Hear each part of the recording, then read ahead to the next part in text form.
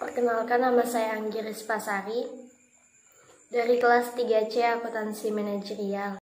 Di sini saya akan mereview kisah tentang Enron, yaitu penipuan terbesar yang pernah terjadi di Amerika. Enron merupakan hasil dari merger dua perusahaan gas alam, yaitu Houston Natural Gas dan Internot. Didirikan oleh pebisnis Kenneth Lay pada tahun 1985.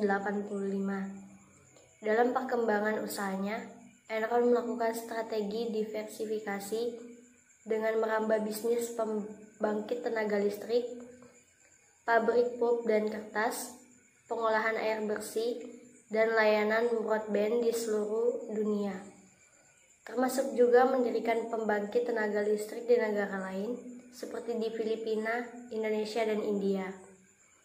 Laporan keuangan Enron yang kompleks menimbulkan pertanyaan dari pemegang saham dan analis. Model bisnis dan praktik-praktik tidak etis dari perusahaan ini antara lain menampilkan data penghasilan yang tidak sebenarnya, serta modifikasi neraca keuangan demi memperoleh penilaian kinerja keuangan yang positif. Kombinasi dari sekian banyak isu ini kemudian menyebabkan kebangkrutan Enron. Di samping itu, Enron menerapkan praktik akuntansi yang dikenal sebagai mark-to-marketing accounting, di mana pencatatan aset didasarkan pada nilai pasar, bukan pada nilai bukunya. Praktik akuntansi ini juga memungkinkan Enron melaporkan profit berdasarkan proyeksi bisnis, bukan berdasar profit sebenarnya. Pada tanggal 20 September tahun 2000, The Wall Street Journal memuat sebuah tulisan yang menyoroti praktik akuntansi mark to market terutama di sektor energi.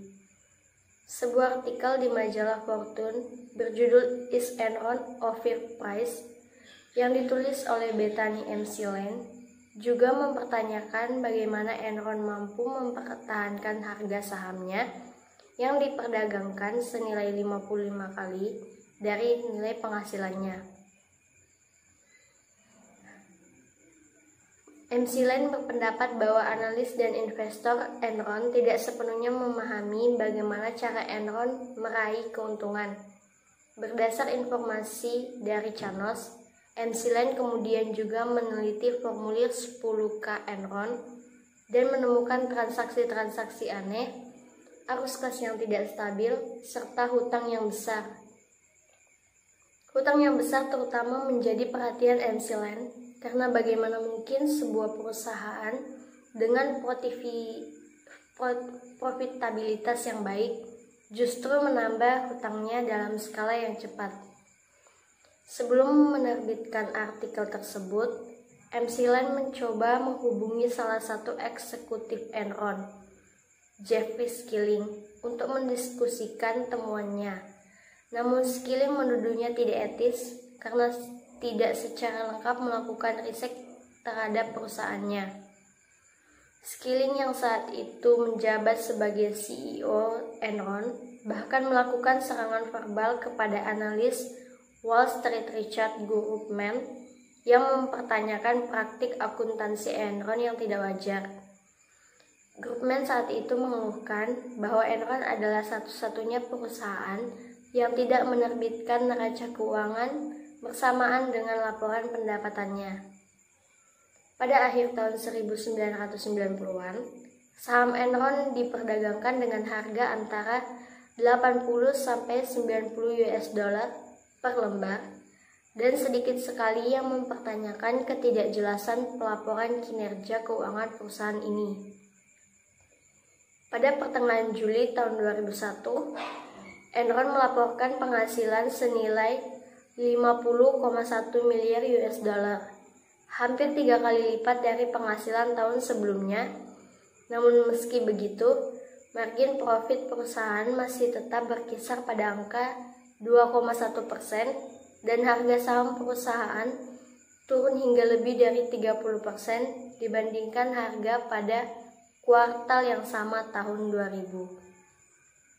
Pada tanggal 14 Agustus, Skilling mengumumkan pengunduran dirinya dari posisi CEO Enron setelah berada di posisi tersebut hanya 6 bulan. Skilling menyebutkan alasan pribadi sebagai dasar pengunduran dirinya tersebut. Namun, pengamat memperhatikan bahwa beberapa bulan sebelum pengunduran diri tersebut, Skilling telah menjual 450.000 lembar saham Enron miliknya senilai 33 juta US dollar. Meski begitu, Kenneth Lai yang menjabat sebagai chairman Enron memastikan bahwa tidak ada permasalahan di dalam kinerja perusahaan di balik pengunduran diri Skilling. Lai kemudian mengambil alih peran sebagai CEO. Sekian penjelasan tentang kisah Enron, yaitu penipuan terbesar di Amerika. Semoga video ini dapat membantu kita dalam menambah wawasan. Sekian dan terima kasih.